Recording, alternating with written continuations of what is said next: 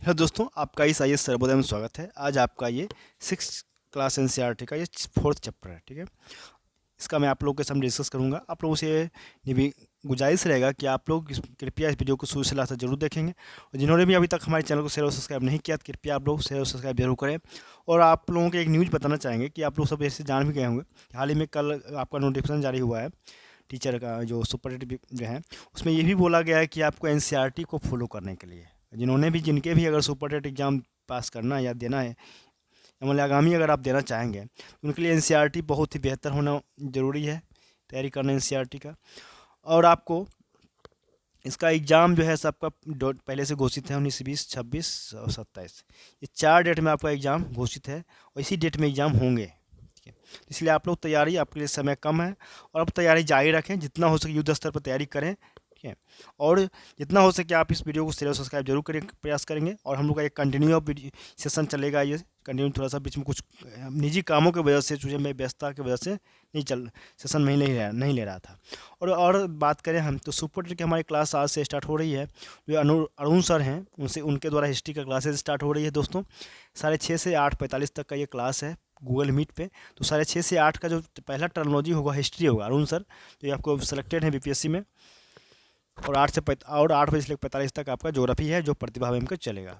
इसलिए जिनको भी सुपर टेट की तैयारी करना है तो आप जरूर ज्वाइन करें इस बैच को। इसकी जो फ़ी है मात्र 1299 है, मात्र इतना रखा गया है चीज़ें, इसलिए कि एक नॉमिनल फ़ी है, आप पे कर सकते हैं और अच्छे से क्लास चलेगी। ठीक है, चलिए तो हम लोग ज़्यादा देर ना करते हुए स्टार्ट करते हैं टॉपिक की ओर। वेद क्या कह रहा है, वेद के बारे में। ये फर्स्ट टॉपिक जो हमारा है, ये वेद के बारे में कहा जा रहा है। वेद क्या है, तो वेद हिंदू धर्म के प्राचीनतम और पवित्र ग्रंथ माने जाते हैं।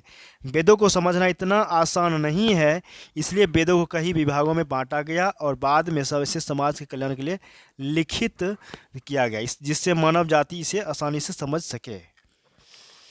वेदों की उत्पत्ति कैसे हुआ, अगर समझेंगे यहाँ पे वेदों की उत्पत्ति कैसे हुआ, तो वेद जो है हिंदुओं को ज्ञान का भंडार है। वेदों को मनुष्यों द्वारा नहीं लिखा गया, बल्कि अरबों साल पहले ऋषियों ने गहरी तपस्या के बाद भगवान की आवाज़ सुनी, जिसे वे वेद कहते थे। ऋषियों ने अपने शिष्यों को वह ज्ञान दिया जिस तरह वेद पीढ़ी दर पीढ़ी अवतरित हुई और आज भी मनुष्य का मार्गदर्शन करते हैं। चारों वेद के बारे में चर्चा करेंगे। हमारे चार वेद कौन है, ऋग्वेद, यजुर्वेद, सामवेद, अथर्ववेद। वेद क्या करता है, वेद हमें एक आध्यात्मिक जीवन जीने के लिए कहता है, जो शांति, अहिंसा और दूसरों की मदद से भरा हो। वेदों को 4 प्रकारों में विभाजित किया गया है, ऋग्वेद, यजुर्वेद, सामवेद और अथर्ववेद। वैदिक ज्ञान की अगर बात करें तो स्मृतियों, उपनिषदों और पुराणों में भी बताया गया है। 4 हैं ऋग्वेद, सामवेद, यजुर्वेद, अथर्ववेद। ऋग्वेद, जिसमें से अगर बात करें, इसमें से यजुर्वेद जो है सबसे पुराना वेद माना जाता है। इसी में बोलेंगे हम सबसे बाद का वेद आपका अथर्व होगा, जो नया है। ऋग्वेद की रचना अगर बात करें, रचना का समय पीरियड अगर बात करें तो 3500 साल पहले किया गया था। ऋग्वेद में 1000 से ज़्यादा प्रार्थनाएं भी शामिल हैं, जिन्हें सूक्त कहा जाता है। सूक्त का अर्थ क्या होता है, अगर पूछा जाए कि सूक्त का अर्थ क्या होगा, तो उसका अर्थ हुआ कि अच्छी तरह से बोला गया। ये सूक्त अब विभिन्न देवी देवताओं की स्तुति में रचे गए हैं। इनमें से मुख्यतः 3 देवता बहुत महत्वपूर्ण है, अग्नि, इंद्र और सोम। अग्नि आग के देवता, इंद्र युद्ध के देवता और सोम एक पौधा है जिसे खास पेय के लिए बनाया गया था, एक खास पेय जिसको सोमरस भी कहते हैं। अब है कि वेद का अर्थ क्या होता है, तो वेद का अर्थ है ज्ञान। मनुष्य के रूप में हमें 2 बातें जानने की आवश्यकता है, अहम यम। जब हम भौतिक शरीर में हों तो कैसे रहें, यह हमारे शरीर और दिमाग को मजबूत रखने, हमारे शांति और प्रेम के लिए। अच्छे बच्चे पैदा करके समाज को मजबूत करने, दूसरों के कल्याण के लिए काम करने आदि सम्मिलित है परम। आगे चलेंगे दोस्तों, आप लोगों से एक गुजारिश रहेगा कि जिन्होंने भी अभी तक हमारे चैनल को शेयर और सब्सक्राइब नहीं किया है, कृपया शेयर और सब्सक्राइब जरूर करेंगे, जिससे जो आगे आने वाले नोटिफिकेशन है वो आसानी से प्राप्त हो सके। और वीडियो को शुरू से लास्ट जरूर देखें। भौतिक शरीर को छोड़कर कैसे जीना, यह आध्यात्मिक विकास के लिए काम करने से संबंधित है, ताकि आत्मा को उच्च लोकों तक पहुंचने, देवताओं से सहायता प्राप्त करने, अनंत आत्माओं का भला करने आदि शक्ति प्राप्त हो। ऋग्वेद में ज्ञान है, यजुर्वेद में कर्मकांड है, सामवेद में उपासना है, अथर्ववेद में विज्ञान है। आगे चलेंगे। इन दोनों उद्देश्यों से क्या होता है कि उद्देश्यों की पूर्ति वेदों में निहित बना ज्ञान होता है। तो वेद ज्ञान के अवतार हैं। वेदों के रचयिता, वेदों की रचना मनुष्यों से ने नहीं की है, बल्कि वे ब्रह्म के द्वारा बनाए गए हैं। इसलिए वेदों की उत्पत्ति का पता नहीं लगाया जा सकता है। बात करें तो पिछले 10,000 वर्षों में उन्हें मनुष्यों द्वारा सरल भाषा का उपयोग करके लिखा गया है। वेदों को परमात्मा में सूक्ष्म तरंगों के रूप में ऋषियों को तब प्रकट किया जब वे ज्ञान की खोज में गहन तपस्या में लीन थे। इसलिए वेदों को ऋषियों ने सुना और उन्हें क्या कहा, तो उन्हें श्रुति कहा गया है। आगे बात करें, दृष्टा दृष्ट इतना दयालु थे कि वे मानव जाति के लाभ के लिए इस ज्ञान को साझा करना चाहते थे। इसलिए उन्होंने अपने शिष्यों को वेदों के वाक्यों में के रूप में पढ़ाना शुरू किया। शिष्यों ने अपने शिष्यों को पढ़ाना शुरू कर दिया। अब बात करेंगे हम, इस प्रकार वेदों ने ध्वनि का रूप धारण कर लिया था और प्राकृतिक भाषा गिरवान थी, जो कि अब विद्यमान संस्कृत भाषा का प्राचीन रूप है। गिरवान को देवताओं की भाषा कहा जाता है। वेदों के भाषा के रूप में स्मृति याद किया हुआ कहा जाता है। वेदों को किसने लिखा, वेद को किसने लिखा, तो वेद जो है अनंत है। वेदों के ज्ञान का ना आदि है और ना अंत। यह समय समय पर मानव जाति के मार्ग को रोशन करने वाली मशाल की तरह है। ठीक है, वेदों के संपूर्ण ज्ञान के संहिताबद्ध किया गया है और इसी जो है वेद व्यास द्वारा 4 प्रकार में विभाजित किया गया था। उन्हें ऋग्वेद, यजुर्वेद और सामवेद और अथर्ववेद भी कहा जाता है। अब बात करेंगे, कुछ अज्ञानी विदेशियों के साथ साथ कुछ भारतीय प्रचार भी करते हैं कि वेद आर्यों द्वारा लिखे गए थे। वेद जो है किसके द्वारा लिखे गए थे, आर्यों के द्वारा लिखे गए थे। एक अलग जाति के लोग जो उत्तर भारत से कहीं उतरे और उस ज्ञान को भारत के शेष हिस्सों में फैलाया। यह विचार पूरी तरह से निराधार था और इसका उद्देश्य यह फैलाना था कि वेद भारतीयों की संपत्ति नहीं है। सच्चाई यह है कि आर्य मूल रूप से भारतीय हिंदू थे और वे सरस्वती नदी के तट पर मानव सभ्यता को स्थापित करने वाली पहली जाति थे, जो रामायण काल के दौरान मौजूद था। ठीक है, वेदों ने सरस्वती नदी का 50 से अधिक बार उल्लेख किया गया है, जबकि गंगा नदी का केवल एक बार उल्लेख किया गया है। आर्यों हिंदुओं ने विज्ञान, इंजीनियरिंग, धातु विज्ञान, गणित, खगोल विज्ञान, कृषि, वास्तुकला, चिकित्सा, राजनीति आदि के विकास का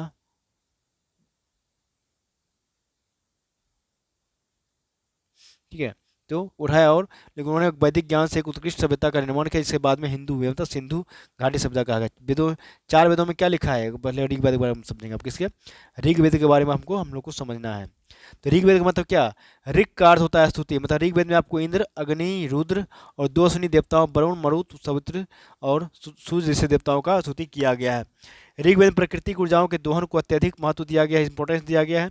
इसमें देवताओं की स्तुति करने वाले 1017 भजन मतलब कविता हैं। ये भजन आपको विभिन्न मंत्रों से बने हैं। एक मंत्र में 25 अक्षरों से लेकर 104 अक्षरों तक होते हैं, जिन्हें एक बार में पढ़ा जाता है। यजुर्वेद, यजुर्वेद के बारे में समझेंगे। यजुर्वेद यजुष का अर्थ होता है कर्मकांड। यजुर्वेद में देवताओं को किए जाने वाले विभिन्न अनुष्ठान और बलिदान भी शामिल है। जब किसी मंत्र का जाप किया जाता है तो उसकी शक्ति का अनुभव किया जाता है, तो मंत्र को उपयोगी बनाने के लिए संबंधित देवता को एक निश्चित प्रकार की आहुति दी जाती थी।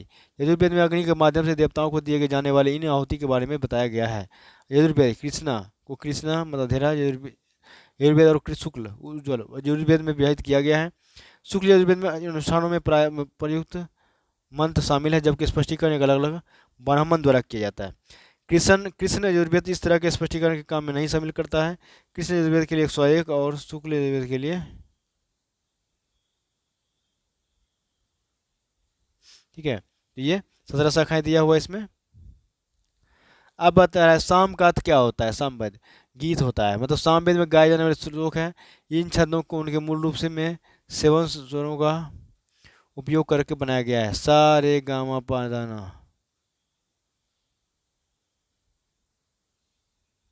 ठीक है, सामवेद का अधिकांश स्रोत जो है श्लोक ऋग्वेद से लिया गया है। इसमें कई श्लोक जो है जोड़े गए हैं और साथ ही कुछ श्लोकों को दोहराया भी गया है। कुल मिलाकर 1875 श्लोक है। सामवेद के श्लोकों को गाया जाना चाहिए, ना कि जपना चाहिए। इन श्लोकों के माध्यम से सामगान होता है।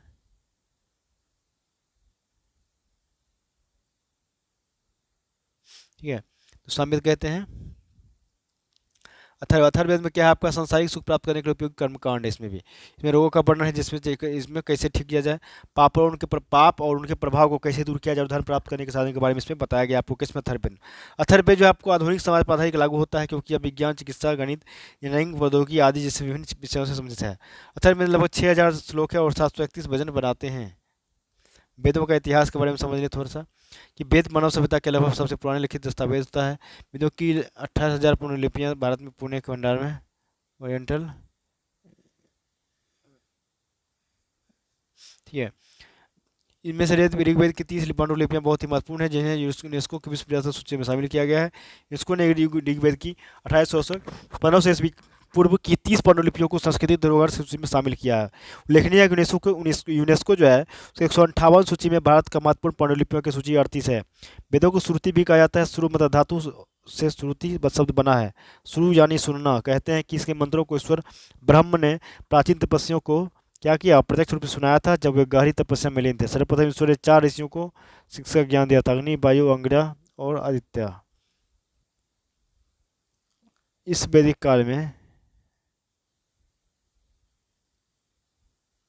ठीक है, वैदिक काल आगे है वैदिक काल। प्रोफेसर विंटरनिट्स मानते हैं कि वैदिक साहित्य का रचना काल 2000 से 250 ईस्वी 2500 ईस्वी पूर्व हुआ था। दरअसल वेदों की रचना किसी एक काल में नहीं हुआ है।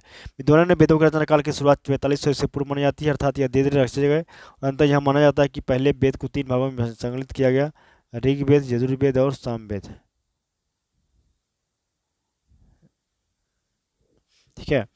मान्यता के अनुसार अगर बात करें तो वेद का जो भजन विभाजन है राम के जन्म के पूर्व पूर्वा ऋषि के समय में हुआ था। बाद में अथर्ववेद का संकलन ऋषि अथर्वा द्वारा किया गया है। दूसरी ओर कुछ लोगों का यह भी मानना है कि विष्णु के समय में द्वापर युग की समाप्ति के बाद महर्षि वेदव्यास ने वेदों को 4 भागों में संपादित करके व्यवस्थित किया। इन चारों प्रभागों की शिक्षा 4 शिष्यों में फैल गया। पहले वैशंपायन, ठीक है, जैमिनी और सुमंतु को दे दिया। इसी क्रम में ऋग्वेद फैल को, यजुर्वेद से वैशंपायन को और उधर आगे का है। ठीक है, तो आगे का है सामवेद जमीनी में सामवेद जमीनी को तथा अथर्ववेद सुमंतु को संभव गया। इस मान से लिखित रूप में आज से 5508 वर्ष पूर्व पुराने हैं वेद। यह भी तथ्य नहीं नकारा जा सकता कि कृष्ण के आज से 5100 वर्ष पूर्व 1152 12 वर्ष पूर्व तत्व ढूंढ निकाल गया है। आगे कह रहा है कि वेदों का प्रकार। मंत्र संहिता तो ये विभिन्न देवताओं के भजन कविता और प्रार्थनाएं हैं। ब्राह्मण बताते हैं कि देवताओं को बलिदान प्रसाद कैसे वंदना है। अरण्यक वे कर्मकांडों की दार्शनिक व्याख्या करते हैं। आगे है उपनिषद। उन्हें सबसे महत्वपूर्ण माना जाता है क्योंकि उनमें सभी वेदों को संपूर्ण ज्ञान का सार समाहित है। इनमें से महत्वपूर्ण उपनिषद है, उसे उपनिषद, कठोपनिषद, ये सब शामिल है।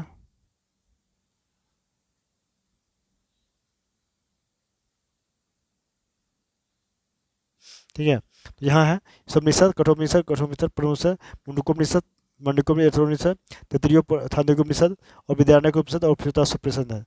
प्राथमिक में प्रार्थनाएं की बात करें, ऋग्वेद में मवेशियों खासकर पुत्रों और घोड़ों की प्राप्ति, रथ खींचने, लड़ाइयों के लिए अनेक प्रार्थनाएं, अनेक नदियों का जिक्र है जैसे ब्यास, शत्रुंजय, सरस्वती, सिंधु, गंगा, यमुना के पास एक बार जिक्र मिलता है। लेकिन लोगों का वर्गीकरण जो है काम, भाषा, परिवार या समुदाय, निवास स्थान या सांस्कृतिक परंपरा के आधार पर किया जाता रहा है।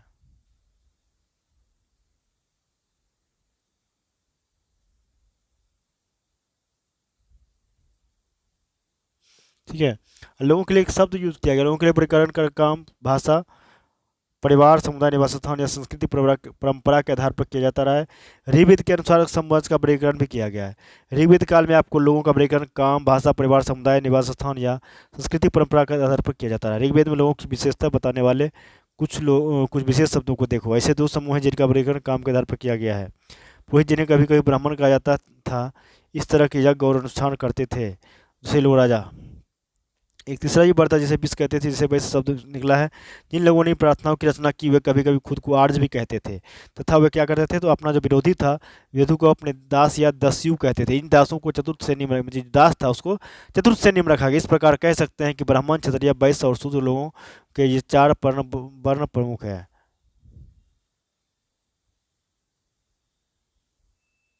ठीक है, पुरोहित जिन्हें कभी ब्राह्मण कहा जाता था यज्ञ और अनुष्ठान कार्य करते थे। राजा यह आधुनिक समय जैसे नहीं थे, ये न महल में रहते थे और न राजधानी में रहते थे।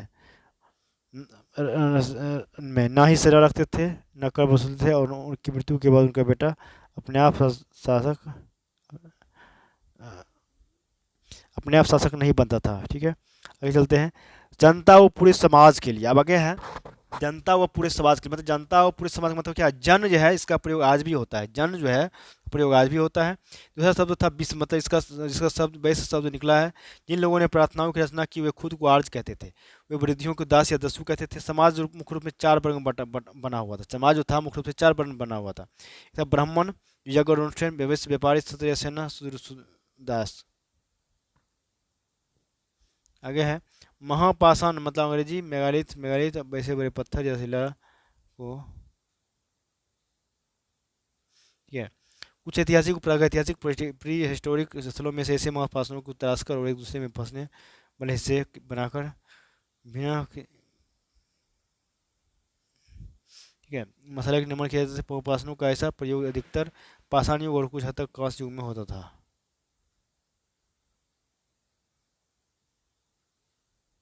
ठीक है, आगे चलते हैं।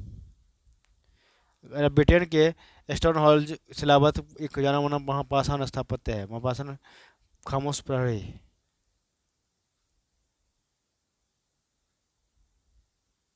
ठीक है, तो ये सब है। आगे चलते हैं। कह रहा है कि महापाषाण का पत्थर से बनी हुई रचना होती है, इनका इस्तेमाल किसी प्रकार प्रकार पर निशान लगाने के लिए किया जाता था। महापाषाण को या तो एक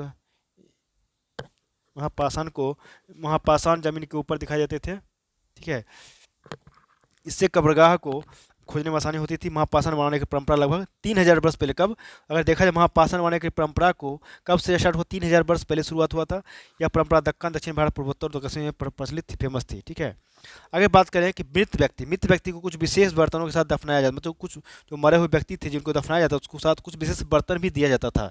इन बर्तनों को रेड वेयर या ब्लैक वेयर कहते हैं। कुछ कब्रगाहों से आपको क्या तो लोहे के औजार और घोड़े के कंकाल भी मिला है।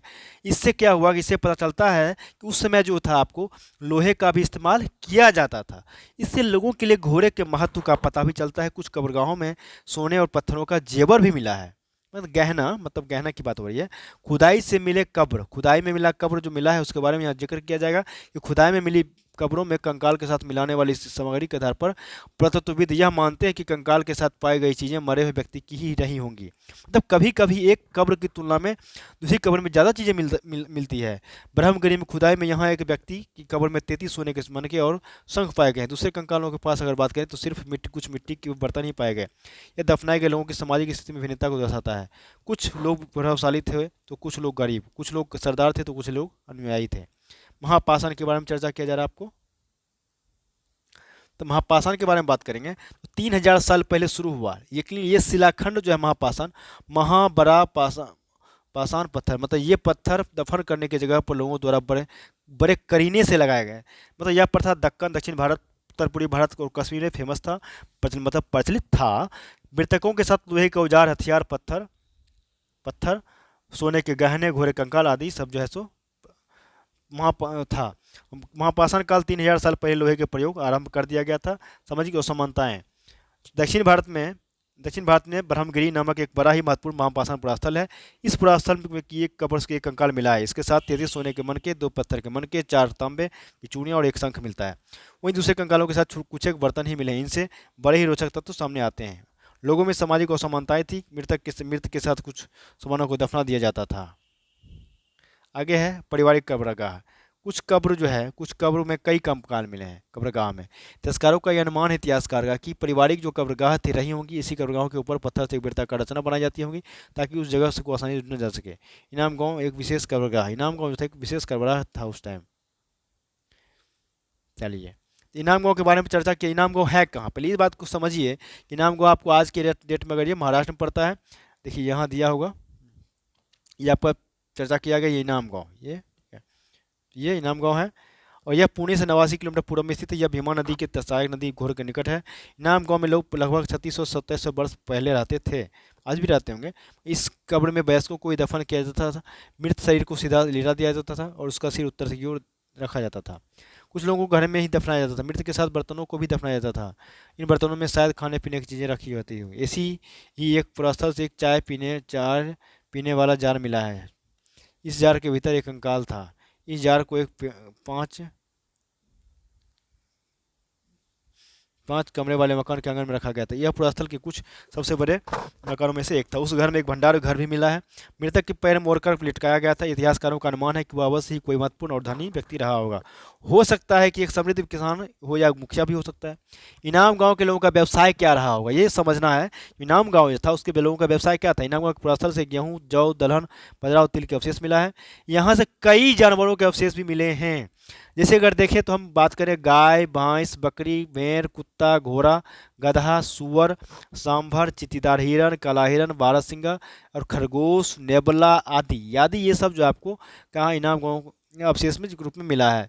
यहाँ से चिड़ियाँ, अब बात कर रहा है कि यहाँ से चिड़ियाँ, मगरमच्छ, कछुआ, केकड़ा और मछली के अवशेष मिले हैं। कुछ जानवरों की हड्डियों पर काटने के भी निशान मिले हैं। मतलब इससे पता ये चलता है कि इन जानवरों का इस्तेमाल भोजन के रूप में भी होता था।